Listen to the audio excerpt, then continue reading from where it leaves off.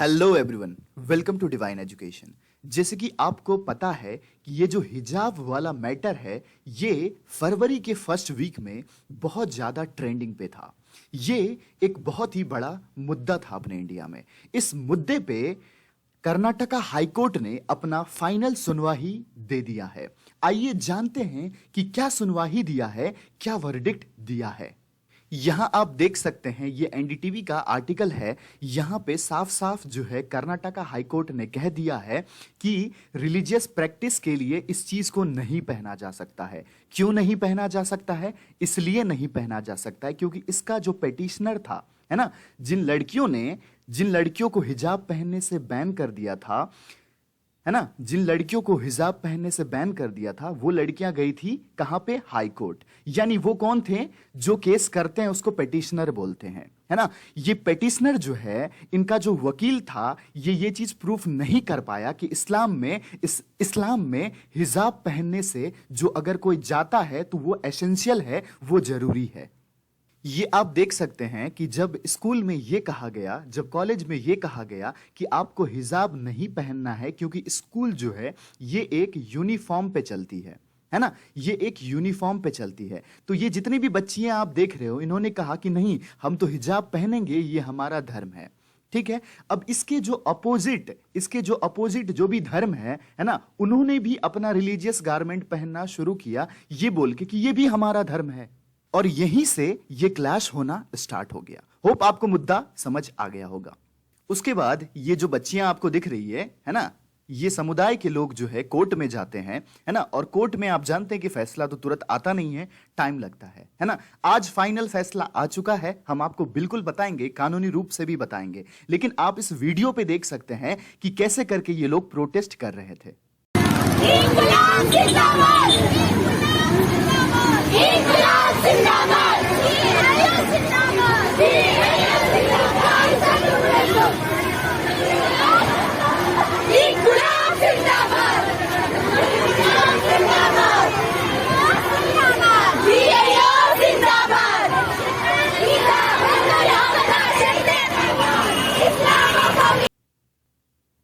जैसे कि आपने वीडियो में देखा कि किस तरीके से जो है प्रोटेस्ट हो रहा था रोड पे। ठीक, अब देखिए, जो पेटिशनर था वो इस बात को प्रूफ नहीं कर पाया कि हिजाब जो है एक एसेंशियल पार्ट है इस्लाम का, है ना। और कानून क्या कहती है अपनी इंडिया का, उसको भी हम जानने वाले हैं।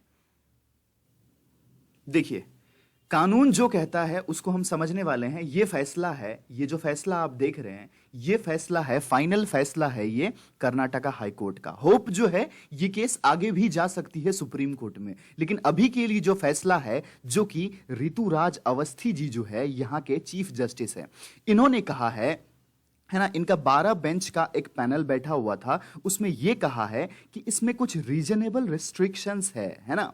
अब रीजनेबल रिस्ट्रिक्शन क्या होता है ये हम जानेंगे। यहां आप देख सकते हैं, जब आप फंडामेंटल राइट पढ़ते हैं, जब आप अपना मौलिक अधिकार पढ़ते हैं, तो वहां पे हम पढ़ते हैं कि आर्टिकल 25 से लेके 28 तक फ्रीडम ऑफ रिलीजियन के बारे में बात करता है ना, यानी धर्म की स्वतंत्रता की बात करता है। अब देखिए, मैंने आपको पिछले क्लास में भी पढ़ाया था, पिछले लेक्चर में भी पढ़ाया था आपको कि कोई सा भी आर्टिकल यानी फंडामेंटल की राइट वो पूरी की पूरी तरीके से एप्लीकेबल नहीं है ना, पूरी की पूरी तरीके से एप्लीकेबल नहीं है, उसमें कुछ रीजनेबल रिस्ट्रिक्शन है। रीजनेबल रिस्ट्रिक्शन क्या है? अगर किसी भी स्टेट में, है ना, पब्लिक लॉ ऑर्डर, है ना, पब्लिक ऑर्डर मतलब क्या होता है सर? यानी सब कुछ अगर सही से चल रहा है ना, तो मतलब उसको कहते हैं प्रॉपर पब्लिक ऑर्डर। ठीक है। लेकिन अगर पब्लिक ऑर्डर बिगड़ जाती है, इसका मतलब क्या है? देश में अशांति आना। जैसे कोई प्रोटेस्ट कर रहा है, कोई ट्रेन जला रहा है ना, कोई रोड पे दंगा कर रहा है, उसके वजह से ह्यूमन राइट वायलेशन होता है ना, उसकी वजह से लोग मर जाते हैं, है ना। तो ऐसी चीजों को क्या कहते हैं? ऐसे चीजों को कहते हैं पब्लिक लॉ ऑर्डर। ठीक है।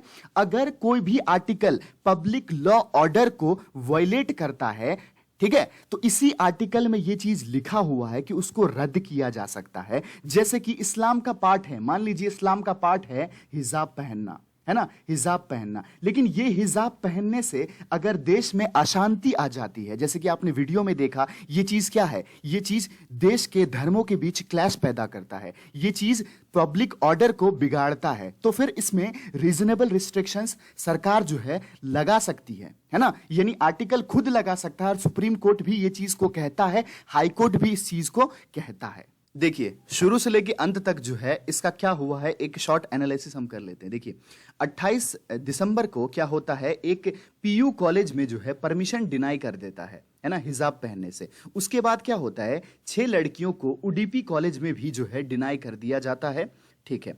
उसके बाद हाई कोर्ट जो है, कर्नाटका हाई कोर्ट ये कह देता है कि आपको पब्लिक ऑर्डर हार्मनी मेंटेन करने के लिए जो है, दो धर्म के बीच में क्लैश करते हैं तो उस चीज को रोका जा सकता है ना। जैसे कि हमने आर्टिकल 25 में पढ़ा, ये फैसला आता है ना, पूरा फाइनल फैसला नहीं रहता है ये 5 फरवरी को ये फैसला आता है।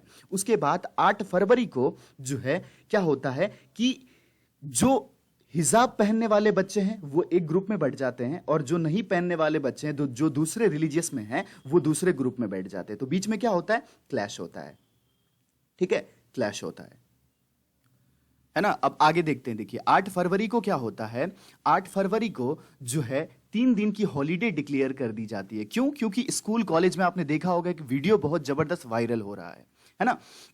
वो सब होने लग गया तो फिर जो है सरकार ने क्या किया, 3 दिन की छुट्टी कर दी, ठीक है। उसके बाद 9 फरवरी को जो है कर्नाटका हाई कोर्ट क्या करता है, ठीक है, इनकी जो चीफ जस्टिस है, ये एक जो है 2 जजेस को अपॉइंट करते हैं और एक पैनल बनाते हैं, है ना, एक पैनल बनाते हैं इसको इन्वेस्टिगेट करने के लिए। उसके बाद 25 फरवरी को क्या होता है, जो पेटिशन जिसने किया है, जो पेटिशनर है, वो क्या करता है, उसको कहता है कि आप इस चीज को प्रूफ कीजिए कि इस्लाम में जो हिजाब है वो एसेंशियल है ना।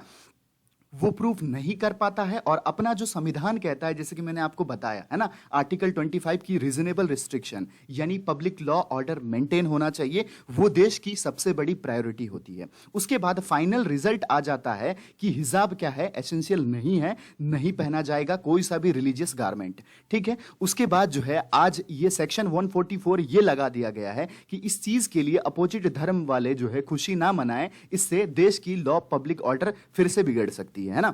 तो ये रहा अपना पूरा हिजाब का मुद्दा। अगर आप इंग्लिश पढ़ना चाहते हैं बिना रूल रटे हुए है ना, पूरा लॉजिक के साथ, तो आप हमारे चैनल पे आइए। यहां पे इंग्लिश इस कदर पढ़ाया गया है कि आपको एक भी रूल नहीं रटना पड़ेगा। जल्द ही हम सारे सब्जेक्ट के क्लास आपके लिए लेके आ रहे हैं। तब तक के लिए आप इस चैनल को सब्सक्राइब कर दीजिए। जय हिंद।